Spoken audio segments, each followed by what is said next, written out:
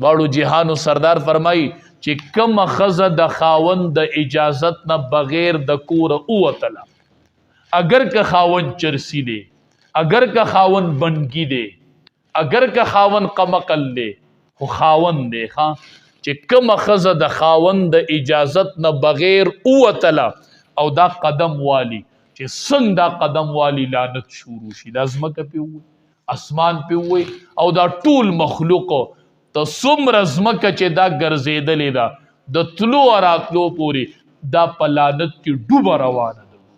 که غم لځي که خانۍ لځي، چې د خاوند د اجازت نه بغیر ووتله دا په لعنت کې ډوبه روانه ده.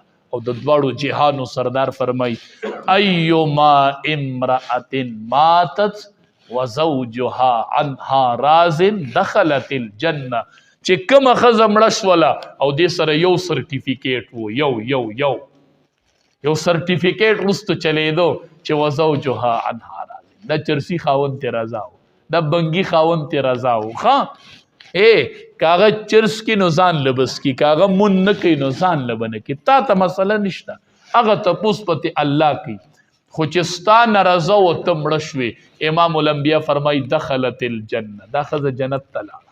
د دې زیرې د جنت ورکوي چې دا وفات شي او خاوند ته نه رضا وي، دا وفات شي او خاوند ته نه رضا وي.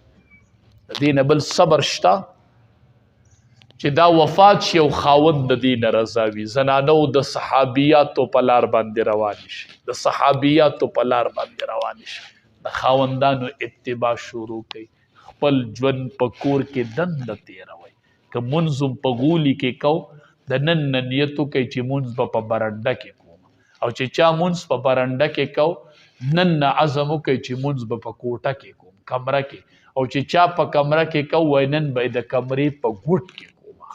د کمرې په ګوټ کې رب ته ودرېږئ. تاسو چې په ګوټ کې ودرېږئ رب خوشحاله وي، رب خوشحاله وي. د کمرې په ګوټ کې ودرېږئ، نو دا د قرآن کریم تم خپل بچي کېنوئ.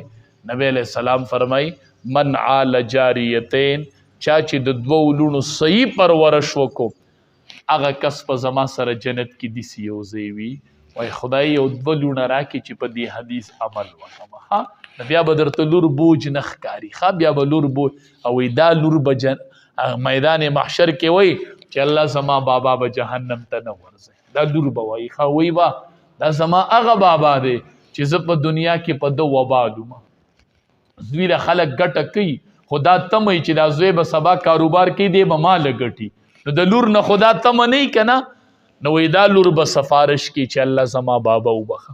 دا هغه بابا دی چې د ماله جامه پیزار او د نفقې خرچ زما برداشت کړی و، او الله د باندې زه بوجم او د به زما ضروریات پوره کول.